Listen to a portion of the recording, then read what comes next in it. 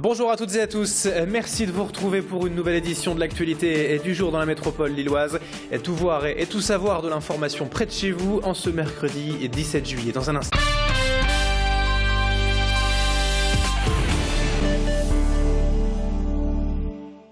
Et tout d'abord, dans l'actualité du jour de ce mercredi, une information à la une. On l'a appris hier. Des cas de contamination à la légionellose pourraient être en cause dans la mort de deux femmes résidentes de la maison de retraite de Bousbecq. Deux octogénaires décédés récemment à la suite de troubles pulmonaires. Et par ailleurs, dans cette même maison de retraite, 5 personnes présentant également des troubles du même ordre ont été placées par mesure de prévention en quarantaine.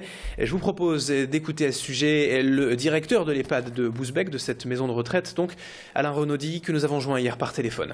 Nous avons eu 2 résidents décédés ce week-end. Ensuite, on a 2 résidents qui sont actuellement hospitalisés. Alors pour ces résidents, il y a eu des tests qui sont négatifs en ce qui concerne la légionnelle. Maintenant, on est en train de chercher, d'essayer de trouver quels sont les germes. Et pour les 2 autres résidents qui sont dans l'établissement, ils sont toujours en isolement, mais leur situation s'améliore. Mais on maintient la mesure d'isolement. À la une de l'actualité de cette édition, on vous propose également une très bonne idée. Actuellement, pour se déplacer dans la métropole lilloise durant l'été avec ce beau soleil, pourquoi ne pas vous rendre au travail à vélo?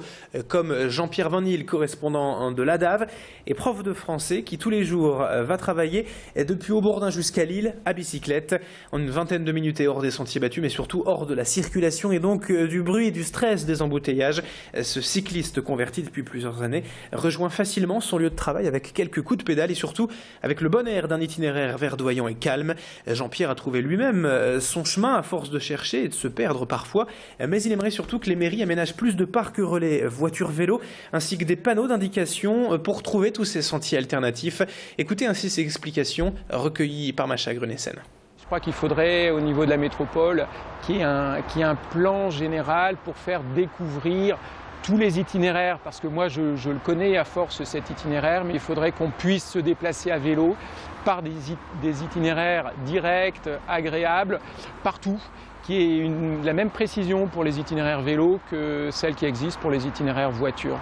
Il existe une carte des itinéraires cyclables de la métropole qui est rééditée tous les ans et qui est intéressante, mais ce serait plus confortable si les indications figuraient sur des petits panneaux avec un pictogramme vélo et pourquoi pas la distance kilométrique. En cette période estivale et si vous partez en vacances cet été, en tout cas je l'espère pour vous, un site internet roubaisien vous guide à travers la jungle des transporteurs ou des logements et des affaires à faire sur place pour dépenser mieux, en tout cas dépenser moins cher. Toute l'année, le site radin.com fait donc à Roubaix, vous guide à travers la jungle de tous ces produits pour dépenser moins cher. Ce site a donc toute sa valeur forcément durant cet été, et notamment sur internet pour trouver les meilleurs prix pour se transporter. Il y a quelques astuces à connaître. Écoutez, la rédactrice en chef du site radin.com, Valérie Dehert, elle était hier notre invitée sur Grand Lille TV. Si vous utilisez un comparateur de voyage, évidemment, comparez, allez voir tous les sites existants, mais faites attention à l'IP tracking. C'est-à-dire que quand vous allez sur un site de voyage, si vous ne commandez pas tout de suite, vous allez retourner et de ce fait, l'addition va augmenter pour vous faire croire qu'il y a de moins en moins de place et vous allez payer plus cher. Alors pour ça, il y a une astuce. Il suffit de changer votre adresse IP, c'est-à-dire vous fermez, vous ouvrez votre box, ou alors vous allez dans les cookies de votre moteur de recherche et vous faites effacer. On fait le point également en cette période estivale sur une bien triste tradition malheureusement et les abandons d'animaux domestiques qui, même s'ils ne sont plus aussi fréquents qu'avant durant l'été, restent tout de même très courants pendant toute l'année. Ce que remarquent aussi les associations comme la LPA à Roubaix notamment, c'est que le nombre d'adoptions est en constante baisse depuis quelques années. Alors on s'en doute, en conséquence les refuges sont pleins et beaucoup d'animaux attendent aujourd'hui de retrouver un gentil propriétaire. Présentation d'ailleurs de ce chien, ce labrador, avec Marine Prévost, secrétaire LPA de Roubaix, et pour que l'été devienne également, pourquoi pas, la belle période pour accueillir un chien, un chat ou tout autre animal domestique. Je vous présente Bouddha. Alors c'est un chien qui est arrivé en tant que trouvé au refuge, qui n'a jamais été récupéré par ses propriétaires et à qui on propose une seconde chance. Donc c'est un labrador qui est âgé environ de 4 ans et qui est plein d'amour, propre, qui ne fait pas de dégâts. Alors ce que je vous propose, c'est de venir le rencontrer au refuge et puis pourquoi pas repartir avec pour qu'il trouve sa nouvelle famille. Voilà. Enfin, pour saluer l'été et le soleil après l'île plage hier, on part aujourd'hui du côté de Tourcoing-Plage et des animations traditionnelles du nom de Canal de Roubaix.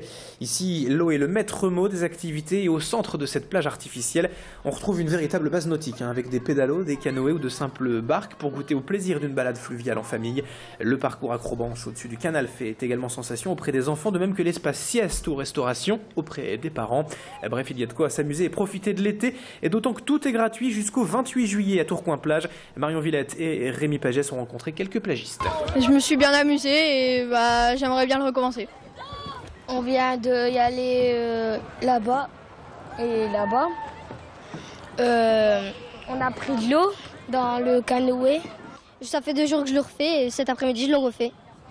J'ai fait du vélo sur l'eau et on devait pédaler et j'ai éclaboussé mes parents.